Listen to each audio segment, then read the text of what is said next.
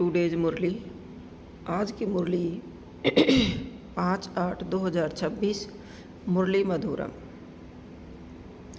चलिए, ओम शांति, ओम शांति, ओम शांति। आज बाबा का मुख्य संदेश है कि स्वयं को देह नहीं आत्मा समझकर एक परम पिता शिव बाबा की याद में रहना ही इस समय का सबसे बड़ा पुरुषार्थ है। आत्म अभिमान में रहने से मन शांत रहता है, निर्णय सही होते हैं और जीवन में स्थिरता आती है। बाबा समझाते हैं कि हर कर्म श्रीमत के आधार पर करना चाहिए। जब हम मनमत या दूसरों की मत पर चलते हैं तो भ्रम और दुख मिलता है, लेकिन श्रीमत पर चलने से सफलता, सुरक्षा और सच्चा सुख प्राप्त होता है। इसलिए हर कार्य से पहले बाबा को याद करके कर्म करना चाहिए। योग ही आत्मा की शक्ति है। निरंतर याद से आत्मा पवित्र बनती है। पुराने संस्कार कमज़ोर होते हैं और क्रोध, अहंकार, ईर्ष्या तथा व्यर्थ संकल्प समाप्त होने लगते हैं।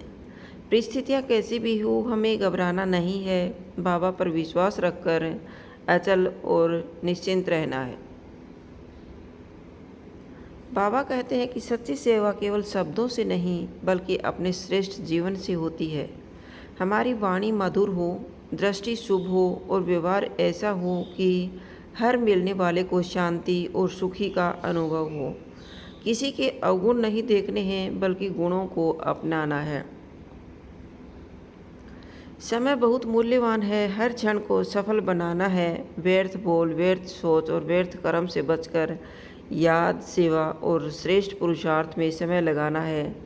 जो बच्चे सदा याद में रहते हैं वे स्वयं भी शक्तिशाली बनते हैं और दूसरों को भी शक्ति देने का माध्यम बनते हैं।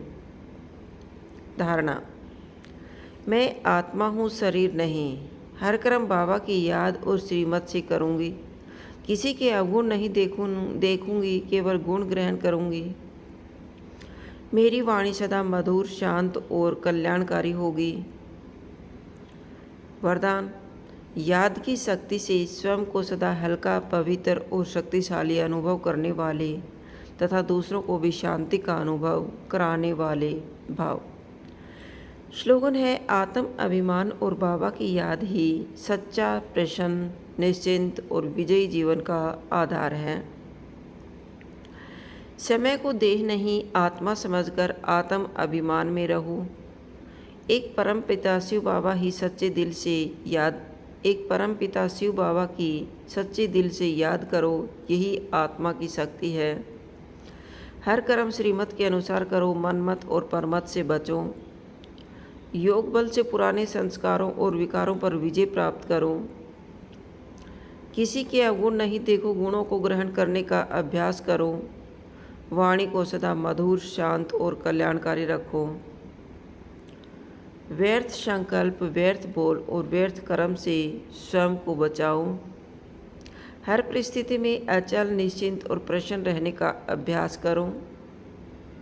अपने श्रेष्ठ जीवन और पवित्र व्यवहार से दूसरों की सेवा करो। समय को सफल बनाकर निरंतर याद और पुरुषार्थ से अपने श्रेष्ठ भाग्य का निर्माण करो। मुख्य विषय है आत्म अभिमान, याद की शक्ति और श्रीमत पर चलने का पुरुषार्थ।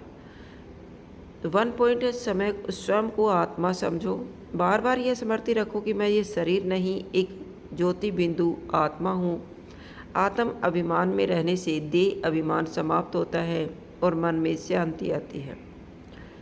सेकंड है एक परम पिता की याद रखो। आत्मा, सच्ची शक्ति परम पिता शिव बाबा की याद से प्राप्त होती है। जितनी गहरी और सच्ची याद होगी उतना ही मन पवित्र, हल्का और शक्तिशाली बनेगा। श्रीमत की सुरक्षा करो। हर निर्णय और हर कर्म श्रीमत के अनुसार करने से जीवन में सफलता, संतोष और निश्चिंतता का अनुभव होता है। अपनी मनमत या परमत के बजाय ईश्वरीय मत को प्राथमिकता दें। परिस्थितियों में अचल रहो। समस्याएं आए तो घबराने की बजाय उन्हें पुरुषार्थ बढ़ाने का अवसर समझो। विश्वास, धैर्य और योग से हर परिस्थिति पर विजय प्राप्त की जा सकती है। नेक्स्ट पॉइंट है श्रीमत ही सुरक्षा है।